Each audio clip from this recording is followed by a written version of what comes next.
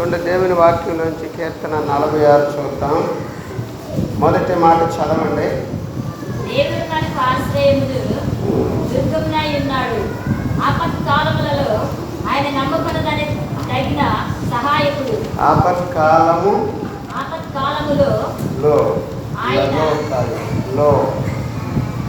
ఆపత్కాలములో నమ్ముకొనదగిన సహాయకుడు.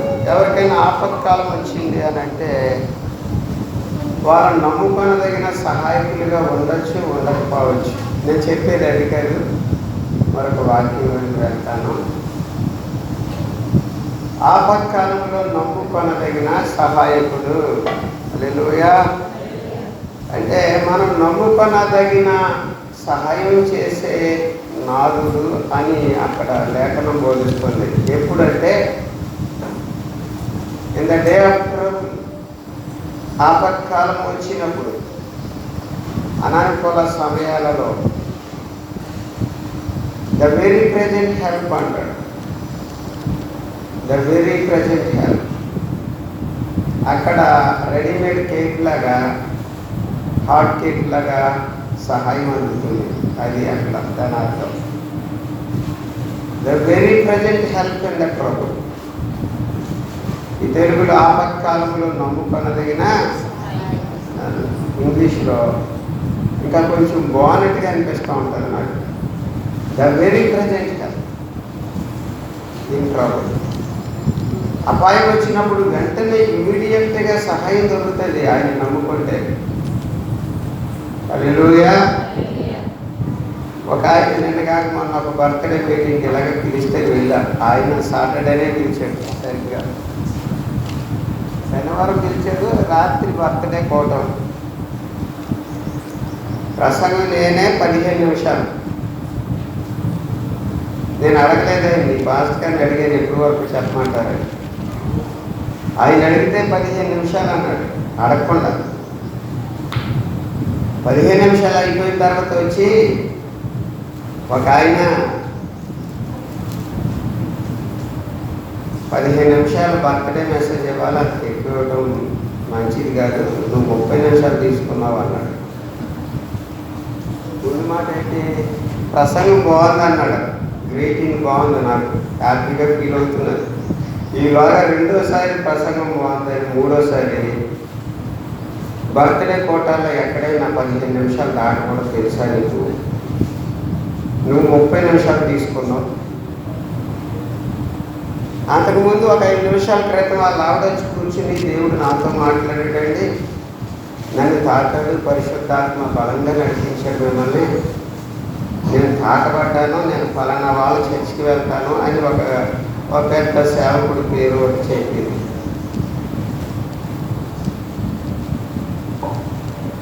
ఈలాగా 5 నిమిషాల లోపల వాళ్ళ ఆయన వచ్చి, వాళ్ళ ఆయన అంట నాకు తెలుసు, అతను వెళ్ళిపోయి చెప్తుంది, మా ఆయనండి గాడి దగ్గర తిరుగుతున్నాడు, అందుకే అలా మాట్లాడుతున్నాడు అంట. అతను వెళ్ళిపోయి చెప్తుంది, దేవుడి నుంచి తొలగిపోయాడు, అందుకే అలాంటి మాటలు వస్తున్నాయి, ప్రసంగం బాగుందని మళ్ళీ 30 నిమిషాలు అయింది అంటున్నాడు. ఇలాంటి గ్రీటింగ్స్ కూడా వస్తాయి. ముందు బాగుందన్నాడు, తర్వాత ఏం చెప్పాడు? 30 నిమిషాలు దాటకూడదు, నువ్వు అంత టైం మెయింటైన్ చేయడు. ఇప్పుడు ఎంత అయిందయ్యా బాబు టైము? ఈలోగా అక్కడ నడిపించిన పాస్టర్ గారు వచ్చారు, టైం ఎంతండి అన్నాను. 9:09. ఆ కేక్ కటింగ్లు అవి ఇవి వ్యవహారం, ఫోటోలు అన్నీ అయ్యేటప్పటికి 9:09 అయింది రాత్రి. అది పెద్ద విపరీతమైన టైం లాగా. 6 గంటలకు మొదలెట్టి ఆయన 12:30కి మొదలుపెట్టాడు, 7:30కి 8:15 అంతా నేను ముగించాను. 30 నిమిషాల్లో ప్రార్థన, ఆల్టర్కాలు. కానీ ఏమిటంటే రివైవల్ కూడిగా మళ్ళీ ఆల్టర్కాలు పట్టేస్తున్నావు ప్రసంగం అయ్యాక అని అడుగుతున్నాడు. దేవుని వాక్యానికి సమయం అనేది చాలా ప్రాముఖ్యమైనది. ఆమేన్. ఆయన ఫోటోలు తీసుకోవడానికి అరగంట టైం పెట్టారు, భోజనం చేయడానికి అరగంట తిన్నాడు. అతనే వెళ్ళేటప్పుడు కూడా చూశాను నేను ఇడ్లీ తిన్నాను, ఆయన బిర్యానీ తిన్నాడేమో. ఏం చేశాడు? మొత్తానికి జరిగింది ఏంటంటే మా పాస్టర్ బిర్యానీ తినలేండి, నేను ఇడ్లీతో తినడానికి అరగంట కేటాయించాడు, ఫోటోలకి అరగంట కేటాయించాడు, పాటలకు ఒక గడ్డిదానికి అరగంట కేటాయించాడు. వాక్యానికి వచ్చేసేపటికి 15 నిమిషాలు అని అంటున్నాడు. సరే అప్పుడు చెప్పారు, మళ్ళీ ఎప్పుడైనా నాకు పిలిస్తే మీరు ఎవరన్నా 15 నిమిషాల్లోనే చెప్తారు సార్, నమస్కారం అని చెప్తారు. మరి ఏం చేయండి, గొడవ పెట్టుకోలేము కదా. స్తోత్రం, హల్లెలూయా. దేవుని ఉపదేశానికి వాక్యానికి స్థానం ఇచ్చినప్పుడు అది మనల్ని కట్టేటువంటి వాక్యంగా ఉంటుంది. ఆమేన్, హల్లెలూయా. ఉపదేశము లేక మెసేజ్ లేక వాక్యము హెచ్చరికకు స్థానం ఇచ్చినప్పుడు ఆమేన్, హల్లెలూయా. ఇలా చర్చ్ మెంబర్స్ బాగానే కూర్చున్నారు. చర్చ్ మెంబర్స్ కాదు వెళ్ళిపోతారు. ఆ కీబోర్డు అది అక్కడ పెట్టేసి ఏంట్రా బాబు ఎలా కూర్చున్నారు అనుకున్నాను. నేను పాట పాడితే వీళ్ళందరూ వెళ్ళిపోతారు. మీరు నేను కూర్చారు, మీరు దొరుకుతారు డౌట్.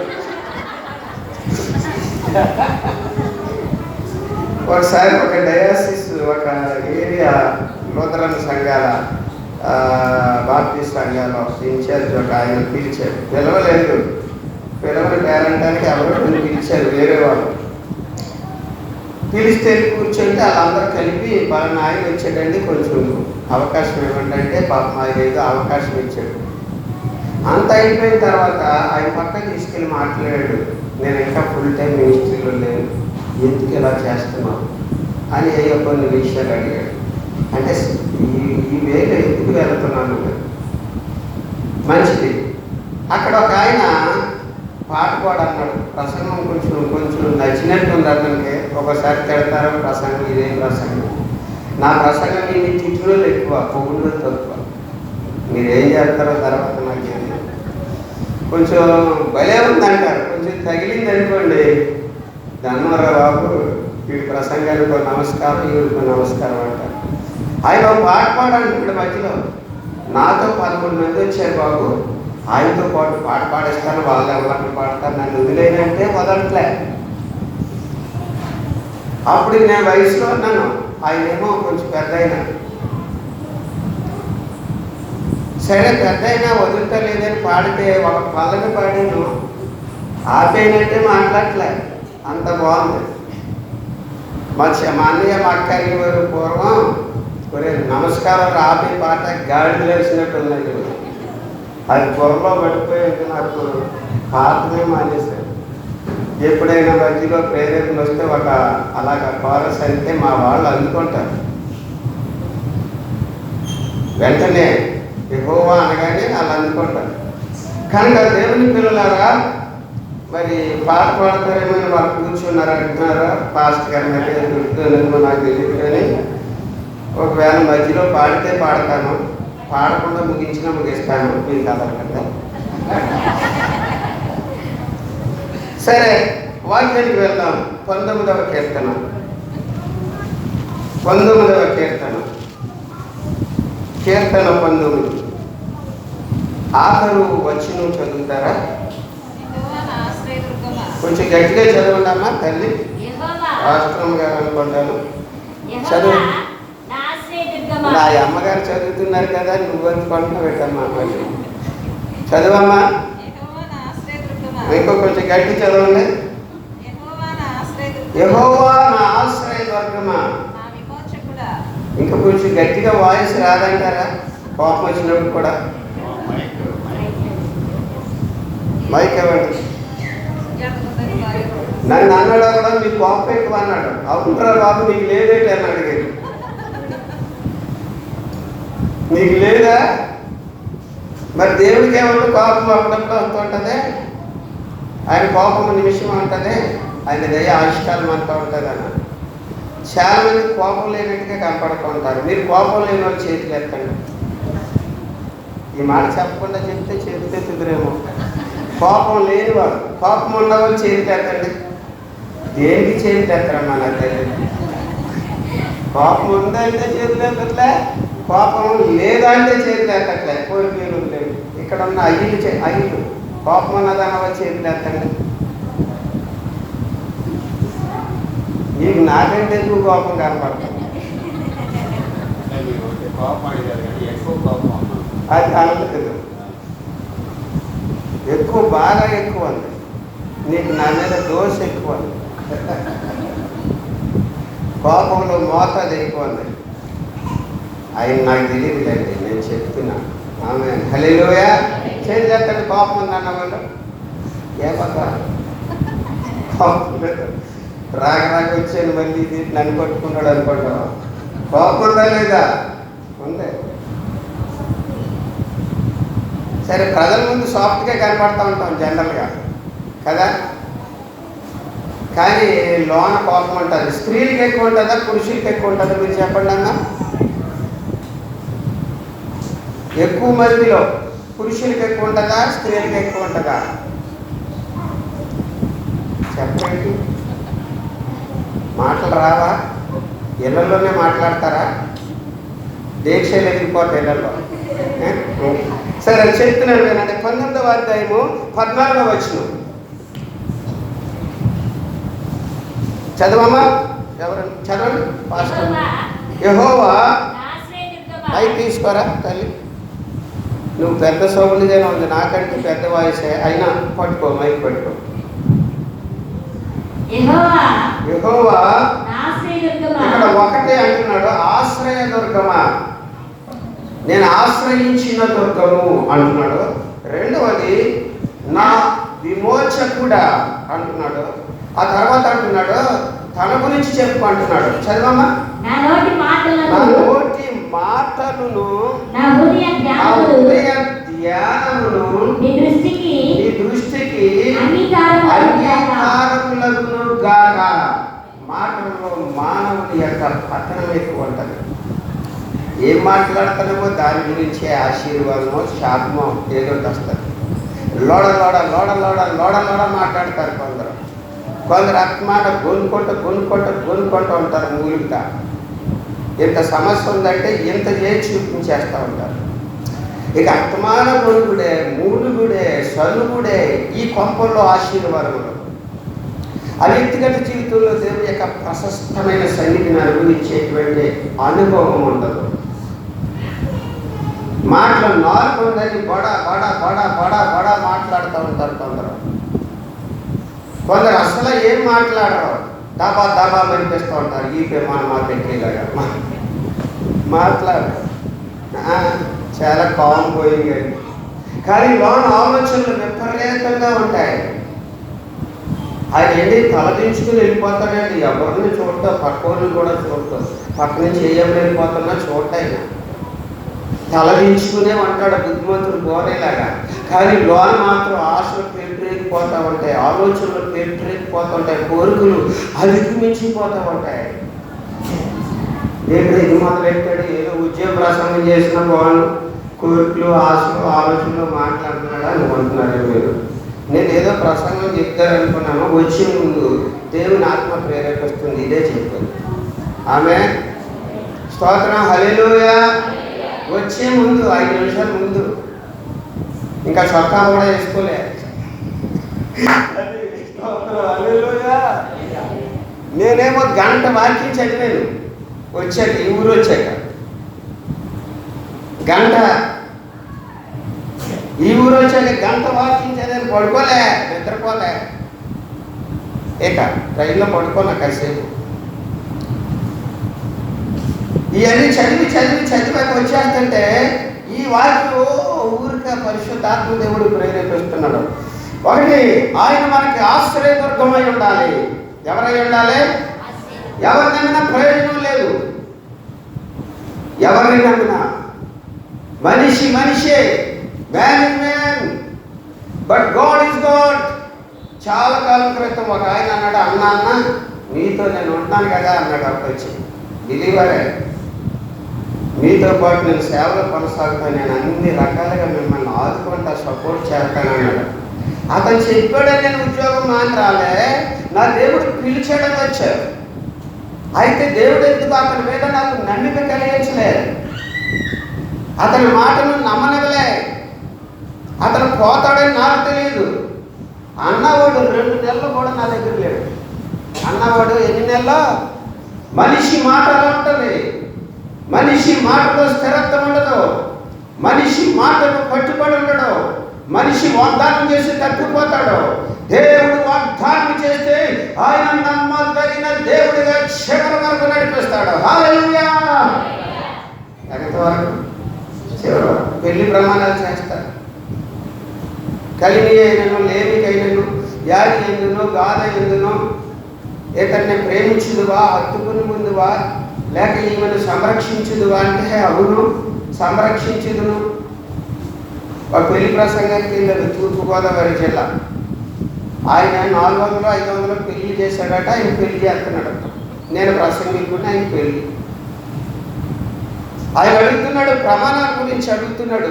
ఒక పెళ్లిలో అన్నాడట, అమ్మా ఇవన్నీ వ్యాధి ఎందును, బాధ ఎందును, ఇవన్నీ అంటారు కదా, ఇవన్నీ ఎక్కడుండాలమ్మా, ఎక్కడుండాలి అని అడుగుతున్నాడట. అప్పుడు దాకా ఈ పుస్తకం తీసుకుని చదువుతున్నాడు కదా పాస్టర్ గారు. వ్యాధి ఎందును, కలిమికైనను, లేమికైనను అని చదువుతున్నాడు. అప్పుడు అందాక మీ పుస్తకంలో ఉన్నాయి కదండి అందాక అర్థమైందా? ప్రమాణాలు ఎక్కడ ఉండాలి? పుస్తకంలో ఉన్నాయి కదండి అంటుందట. మీరు పుస్తకం తీసుకుని చదువుతారు, అందులో ఉన్నాయి కదా. హృదయంలో ఉండాలి నిబంధన, నిబంధన, పెళ్లి నిబంధన. బాప్తిసాలు ఇచ్చినట్టు మరి పాస్టర్ గారు ఏం చెప్తారో తెలిసి మేము కూడా ఇంచుమించు కాలుగా చెప్తాం అనుకుంటున్నాను. లోకం లాగినా ఉంటావా దేవునితో? క్రీస్తులో సంఘంలో నమ్మకంగా ఉంటావా? ఉండా. శరీరం లాగుతున్న, శ్రమలు వచ్చిన ప్రభు కొరకు జీవిస్తావా? జీవిస్తా. యేసు రాకడ పర్యంతము నమ్మకంగా ఉంటానని నీవు ప్రమాణం చేయగలవా? చేస్తున్నాను ప్రమాణం చేస్తున్నామలో. అయితే మాకు దేవుడు ఇచ్చిన అధికారాన్ని బట్టి బాప్తిస్మం ఇస్తున్నామని చెప్పేస్తాను. ఆ తర్వాత 3వ రోజు గుడికి రాదు. ఎక్కడికి రాదు? చర్చికి రాదు. ఆయన సంవత్సరం తర్వాత వస్తాడు పండగకి. పాస్టర్ గారు పిలిచారు కదా అని వచ్చాం. దేవుడు పిలిచాడు కదా అని వచ్చినవాడు నమ్మకంగా ఉంటాడు. దేవుడి దగ్గరికి వచ్చినవాడు ఆయన ఉన్నాడని నమ్మాలి. ఏమని నమ్మాలి? ఎవరి దగ్గరికి వచ్చాం? Not to the pastor. Pastor గారి దగ్గరికి మాత్రమే కాదు, దైవ సముఖమునకు వచ్చాం. ఎక్కడికి వచ్చాం? దేవుని సన్నిధికి వచ్చాం. ఆయన దగ్గరికి వచ్చాం. ఏం దగ్గరికి? పెంటాల దగ్గరకు, అప్పాల దగ్గరికి వెళ్తే 3 రోజులు ఉంటాడు, 4వ రోజు మళ్ళీ ఎక్కడ కనపడతాడు? నెక్స్ట్ స్ట్రీట్లో, పక్క వీధిలో, పక్కింట్లోనే కనపడతాడు. ఇదే ఇంట్లో ఉన్నాడా? నేను ఒకసారి విజిటింగ్ చేసుకుని అలాగా కొంతమంది అమ్మలు 5 నడని సార్ అక్కడ ఒక అమ్మ ఉంది, మీరు ప్రార్థన చేయడానికి రమ్మంటుంది. ఓ ముసలమ్మ వాళ్ళ కూతురు కూడా ఉంటారండి, ప్రార్థన చేద్దామంటే వెళితే అందులోనే ఇంట్లోకి వెళ్ళి ప్రార్థన చేస్తున్నాను. ఇంట్లోకి వెళ్ళి ముందు ఆ పక్క గదిలో కూర్చోబెట్టారు నన్ను. ఆ పక్క గదిలో నుంచి అలా అయినాక వెళ్ళిపోయాడు. నేను చూడలేదు, వెళ్ళిపోయాడు. అతను వెళ్ళిపోయాక అప్పుడు లోనకి పిలిచింది ప్రార్థన చేయి. ఈ గదిలో ప్రార్థన చేశాక ఆ గదిలో చేయాలి. ఎందుకంటే ఇందులో దెయ్యాలు అందులోకి వెళ్తాయి. అందులోకి వెళ్ళాక అందులో ప్రార్థన చేయాలి. అందులో దెయ్యాలు మళ్ళా అక్కడికి వంటగదిలోకి వెళ్తాయి. వంటగదిలో ప్రార్థన చేయాలి. వంటగది అయిపోయాక మళ్ళీ బాత్రూంలోకి తీసుకెళ్తాది. బాత్రూంలో ప్రార్థన చేయాలి. అసలు దెయ్యాలు గుండెల్లో ఉన్నాయి మనిషిలో. ఆ బాత్రూంలు ఏమి లేవు. అది వెళ్ళి బాత్రూంలో దాక్కున్నట్టు భయపడి పాటగాడు వస్తున్నాడు. ఇంటికి ఎదిగి ఆయన వీడు అసలు భయంకరు, వీడు సరైనడు కాదు. అందుకని మనం పోయి దాక్కుంటామైనా ఎమ్మది లేసి అందులోకి వెళ్ళి దాక్కుంటుంది. నీ పాట వెళ్ళిపోయాక అది వచ్చి ఇందులో దాక్కుంటుంది. ఇందులో మనిషి నిజమైతే మంచిది అనుకున్నాక ఇలా చెప్తున్నాడు. ఈ పాట ఎలాంటి పిలిచాడు మా నాన్నగారు.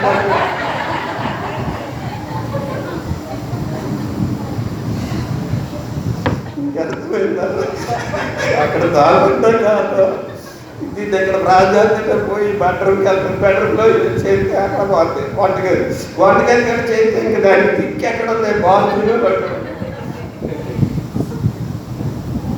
అందుకనే బాత్రూంలో కూడా పాపాలు చేస్తారు జనం. ఇంక బెడ్రూమ్ ద్వారా లేదని బాత్రూమ్కి వెళ్తారు. అది వదిలేసి వంటగదిలో పాపం చేస్తారు. ఇతర అన్నాడు, నా ఆలోచన నా నోటి మాట. ఆమె వంట చేస్తూనే ఉంటాం, ఏదో ఆలోచిస్తూనే ఉంటాం. బట్టలు వదులుతూనే ఉంటాం, ఏదో ఆలోచిస్తాం. బట్టలు వదులుతూనే ఉంటాం, దేవునికి స్తోత్రము గానమని పాట పాడుకోలేము. ప్రశస్తమైన దేవుని శరీరంతో తాకబడి విడుదల పొందే దివ్యమైన శక్తి మన జీవితాల్లో వశపరచుకుని మన జీవితాన్ని నడిపించే విధంగా మన ఆలోచనలు దేవుని ఆత్మతో నింపుకోలేం, వాక్కుతో నింపుకోలేం. అందుకనే చెత్త ఆలోచనలు వస్తున్నాయి, ఐహిక విచారాలు, ధన మోసం, ఇవన్నీ వచ్చి చోటు చేసుకోండి. నేను ఎప్పుడు బెంగపెట్టుకోలేదు, విచారపడలేదు అన్నవారు ఎవరన్నా ఉంటే ఒకరు చేయొద్దండి. ఎప్పుడు విచారం అనేది నా జీవితంలో రానే లేదన్న. సరే దీనికి చేతులు ఎత్తలేదా కదా? నేను ఎప్పుడు చాలాసార్లు విచారించానండి అన్నవాళ్ళ చేతులు చూపించండి. మీరు అలా చూడండి ఫాస్ట్ గా. దేనికి చేతులు ఎత్తలేదు? కానీ మన బాధ తప్ప అయిపోయి దేనికి చేతులు చూపించడం.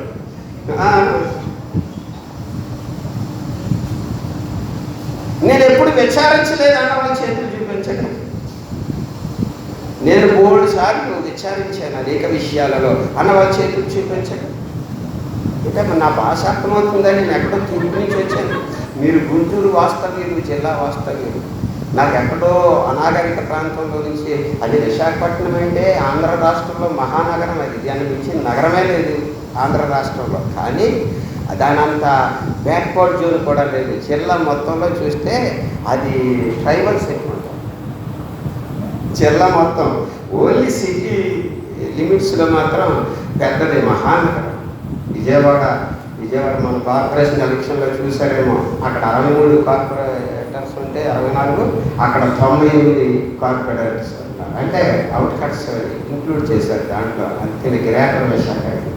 సరే, ఎంత పెద్దదైనా అక్కడ మాత్రం అంత ట్రైబల్ జోనే. కొండ ప్రాంతాలు, అరకు, పాడేరు వెళ్తే అంత ట్రైబల్స్. కానీ ఆశ్చర్యకరమైనది ఏంటంటే వీరికి ఒక చర్చ ఉంటుంది. ఆమె అంటే మీరు వీరు మొదలు పెట్టారని అక్కడ పాస్టర్ చెప్పాడు. అక్కడ వీధి కానీ ఇంటి కూడా పెట్టారు కదా. గుంటూరు మహా ఎక్స్పర్ట్స్ ఉన్నారు గుంటూరులో. ఇక్కడ అక్కడ వీధి కట్టినాడు, ఇక్కడ ఇంటికి పెట్టేస్తామంట. గుంటూరు జిల్లా ఫేమస్ ఎడ్యుకేషన్ పూర్వం, అన్నింటికీ ఫేమస్. ఎంతెంత స్టార్లు పెడతారు అక్కడ. మీరు చూసారు కదా క్రిస్మస్. మా వైజాగ్ చెప్తున్నారండి, అంత స్టార్లు ఎక్కడో కానీ కనపడదు. స్టార్లు పెద్దగా ఉంటాయి. ఎడ్యుకేషన్లో ఆగితేరింది గుంటూరు జిల్లా. పాపం అనేది ఎక్కడైనా ఉంది ప్రపంచంలో. ఆమె హల్లెలూయా. అమెరికా వెళ్ళినా ఉంటుంది పాపం, ఎక్కడికి వెళ్ళినా ఉంటుంది పాపం. ప్రియమైన దేవుని పిల్లలైన మన జీవితంలో మన నోటి మాట, మన హృదయ ధ్యానము, నేను మంచిదాగే మంచి ఉండాలని పడుతున్నాను, కానీ ఆయనకి ఇంపుగా ఉన్నాయా? ఆయన ఇష్టపడుతున్నాడా? స్తోత్రం చెప్పమ్మా, మీరే చెప్పండి. కోపం ఉందా మీకు? మీరేనమ్మా సిస్టర్ గారు, మీరే. కోపం ఉందా? ఉందా? ఎక్కువ ఉందా తక్కువ ఉందా? ఏమా ఎక్కువే తక్కువ? అమ్మో సీను ఇన్సిడెంట్ పరిస్థితిని బట్టి ఉంటుంది. ఇది బాగా చెప్తారు. యాక్షన్ రియాక్షన్ న్యూటన్లా ఉంటుంది. న్యూటన్ 3 ఎన్నో లాస్ ఉన్నాయి. ఎన్ని లాలు ఉన్నాయి? Newton laws. ఏం చదువుకున్నా? ఏం చదివా? బీటెక్. ఎన్నో law? Newton law. For every action there will be an opposite and an equal reaction. ఎన్నో లా? 3వ లా. 3వ 2వ నాకు గుర్తులేదు, ఆయన మొన్ననే చెప్పాడు కానీ పర్లేదు. యాక్షన్కి మళ్ళీ రియాక్షన్ ఉంటారట. యాక్షన్ ఉందనుకోండి, రియాక్షన్ ఉంటుంది. For every action there will be an opposite and an equal reaction. ఎలా పడితే ఎంత ప్రెజర్ అప్లై చేసింది అంత ప్రెజర్తో రియాక్షన్ ఉంటుంది. అది న్యూటన్ లా. మనకి మాస్టర్ గారు చెప్పారు కదా, అక్కడ సిచ్యుయేషన్ బట్టి, సేమ్ బట్టి, పరిస్థితిని బట్టి యువతల నుంచి ఎంత ప్రెజర్ వెళ్తుందో అంత కానీ దానికి డబల్ కానీ ట్రిపుల్ కానీ రియాక్షన్ వస్తుంది. న్యూటన్ లా కాదు, ఇది నాలా. న్యూటన్ లా అయితే ఈక్వల్గా ఉంటుంది అంటున్నాడా. నాలా ప్రకారం అయితే దానికి 3 రెట్లు 30 రెట్లు రియాక్షన్ వస్తూ ఉంటుంది. అది క్రైస్తవ్యానికి భిన్నమైనటువంటి వ్యవహారం. ఆమేన్, హల్లెలూయా. ఓర్పు అంటుంది బైబిల్, సహనము అంటుంది బైబిల్. ఎవరో కొట్టేస్తే అలా చేతులు పట్టుకుని ఒక పాస్టర్ గారు ప్రసంగం చేసేటాడు, ప్రసంగం చేస్తున్నాడు. ఒక చెంప మీద కొడితే రెండో చెంప ఇవ్వాలని బైబిల్ చెప్తుంది. యేసు ప్రభు ప్రబోధాల్లో ఉన్నమాట. ఒక చెంప మీద కొడితే ఇస్తున్నారు. అలాగా ఒకటి కానీ కొట్టాడంటే ఇంట్లో వాడు 100 వీధుల్లో ప్రకటిస్తారు. నా వాడు మొత్తం వీధి సాయంత్రం అంతా ఎస్తేరామనే ఆశీర్వాదం కొట్టేశాడు అట్లా అని చెప్పి కొట్టుకుంటాడు. ఒకటి అన్నారనుకోండి, ఇంట్లో ఒక మాట వచ్చింది అనుకోండి, ఈ అమ్మ ఇండియన్ ఎక్స్ప్రెస్, ఈనాడు, జెమినీ టీవీ, మా టీవీ అన్నింటిలో ప్రకటిస్తారు. ప్రభు దగ్గరికి వెళ్ళి నాని ప్రార్థన చేస్తారు. ఇండియన్ ఎక్స్ప్రెస్, ఈనాడు మరీ బాగా రాస్తారు. ఏబిఎన్ ఛానల్ ఉంటుంది, బాగా రాస్తారు. ఉన్నాయి లేని కూడా బాగుంటాయి. ఇలాగ ఛానల్స్లో రకరకాలుగా చేస్తుంటాయి. క్రైస్తవ్యంలో కూడా అదే కనపడుతుంది. క్రైస్తవ కుటుంబంలో అదే కనపడుతుంది. ఎస్తేరు రాణి అని యమ్మలో కూడా అదే కనపడుతుంది. ఆశీర్వాదం అని ప్రభుత్వంలో కూడా అదే కనపడుతుంది. అందుకనే సమాధానం కొరబడుతుంది. దేవుని యొక్క ప్రసన్నత అక్కడ కొరబడుతుంది. దేవుని యొక్క సన్నిధి కొరబడుతుంది. ఆమేన్, హల్లెలూయా. దేవుని వాక్యం బోధిస్తున్న మాటలు చూడండి. ఎఫెసీ పత్రిక 4వ అధ్యాయం 26వ వచనం చూడండి. ఎఫెసీ పత్రిక 4వ అధ్యాయం 26వ వచనం.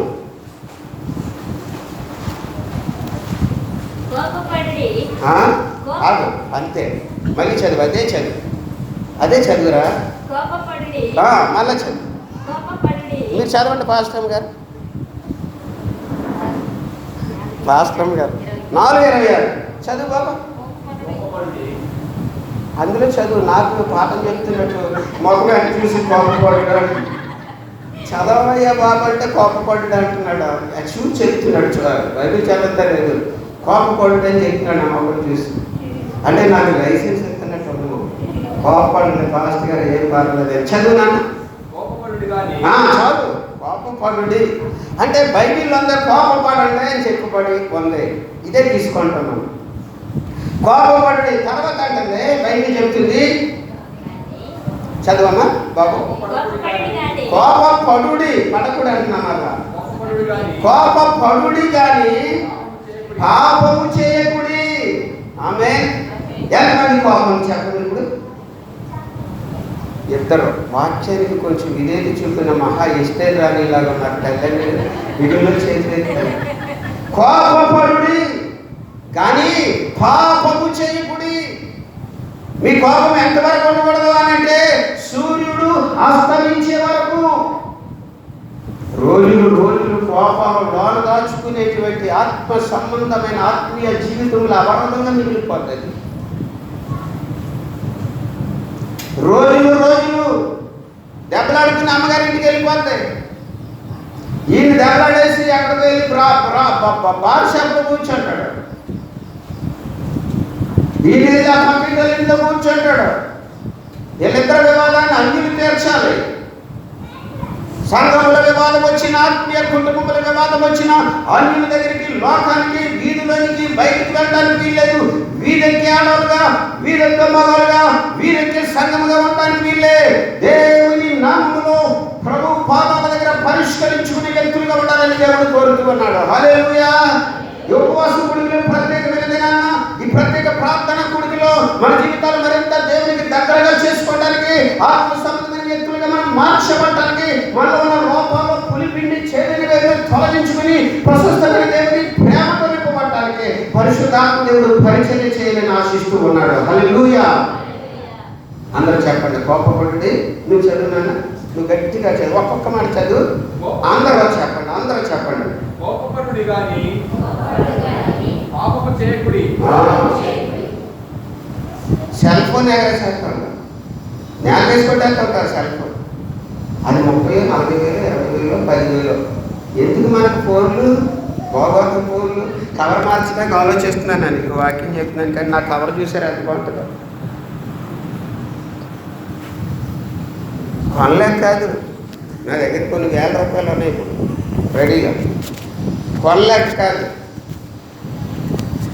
కొనలేక కాదు, దేవుడిచ్చాడు. ఒక 5 ఫోన్లు వెంటనే కొనుక్కోగలరు. ఆమె ఎందుకు అసలు నీ ఫోన్? ఆ ఫోన్ కాస్ట్ ఎంత? నీకేమైనా ఎవరి ఉందా? ఏం వాడుతున్నావు అందులో? ఏం చూస్తున్నావు అందులో? ఏం చేస్తున్నావు అందులో? అందులో ఏ యాప్స్ డౌన్లోడ్ చేసుకున్నావు? ఎలాంటి యాప్స్ ఉన్నాయి? ఎల్కేజీ కూడా ఫోన్ వేస్తున్నారు ఈ దినాల్లో. వ్యవస్థ ఎక్కడికి అడుగడ్డిపోతున్న వ్యవస్థగా టెక్నాలజీ పెరగట్లే. ఆత్మీయతలో అధోగతికి దిగజారిపోతున్న వ్యవస్థగా మారుతుంది కడవరి దినాలలో. ఏం చూస్తున్నాం అందులో?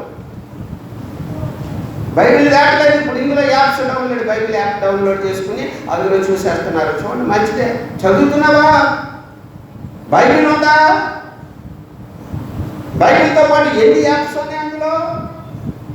ఎలాంటి యాప్స్ ఉన్నాయి? దేవుడు ఇష్టపడే యాప్స్ ఉన్నాయా? నువ్వు దాన్ని దేవుని కొరకు వాడుతున్నావా? దేవుని మహిమాత్మైన జీవితం కలిగి జీవితం ఉందా? దేవునికి ఆలస్యాన్ని దుఃఖాన్ని కలిగిస్తున్న వ్యక్తిగా ఉన్నావా? దేవుని యొక్క ఆశీర్వాదాలు కొరబడటానికి కారణం, ఆయనకి మహిమ రాకపోవడానికి కారణం, మన విచ్చలవిడి కారణం, మన ఇష్టానుసరమైన జీవితం. మనం ఎటుబడిపోతున్నాయి, మన మనసు ఎటుబడిపోతుంది. నా హృదయ ధ్యానము ఏది ధ్యానం చేస్తున్నావు? ఏది పిక్చరైజ్ చేస్తున్నావో? నేను ఒక డిజైన్ సెక్షన్లో పనిచేశాను, షిప్ బిల్డింగ్ ఇండస్ట్రీలో, షిప్ యార్డ్. ఇప్పుడు లేదు, రాజీనామా చేశాను ఇప్పుడు చాలా కాలం. అందులో మా ఆఫీసర్ అయిన అనేవాడు, నాకు అదే కనపడతానే అనేవాడు. ఏంటి డిజైన్ కనపడుతుంది, ఎంత వచ్చింది కదా ఇంటికి వెళ్ళాక ఇన్ఛార్జి మాకు అదే కనపడుతుంది అనేవాడు. నాకు అర్థం కాలేదు. కొన్నాళ్ళు పోయి నాకు అదే కనపడతాం మొదలెట్టింది. నేను మంచి దాంట్లో పెడితే ఎందులో పెడుతున్నావు? నీ మనసు, నీ హృదయ ధ్యానం ఎక్కడ ఉంది? వాక్యాన్ని ధ్యానం చేస్తున్నావా? పట్టును బయట చదువుతున్నావా? చదివితే 117వ కీర్తన, 23వ కీర్తన, యెహోవా నా కాపరి, నాకు లేమి కలగదు అమ్మో అని చెప్పి ఆయన కాపాడుతున్నాడు. నాకు సెక్యూరిటీ గార్డ్ లాగా ఉన్నాడు. ఆయన నన్ను పచ్చిక బలచంలో పోరాట చేస్తాడు, శాంతికరమైన జన్మలు చేస్తాడు. పాప అరే అమ్మలో ఇలా వాక్యం విని ఆ బాగున్న తర్వాత చెప్తే కానీ పెళ్ళయిందా? నీకు పెళ్ళయిందా? పెళ్ళయి పిల్లలు కలుగులు కాక గాడ్ బ్లెస్. ఆమె స్తోత్రం. ఒకసారి అలాగే అమ్మ ఎలా చూస్తుంది, పిల్లడానికి చూస్తూ ఆడుకుంటుంది తక్కువ పిల్లడానికి. పిల్ల అవ్వలేదు, సంఘ సభ్యులు కనుక నాకు తెలుసు. పిల్ల అలా ఆయన ఇంజనీరు స్టీల్ ప్లాంట్లో ఆ అమ్మ వస్తువు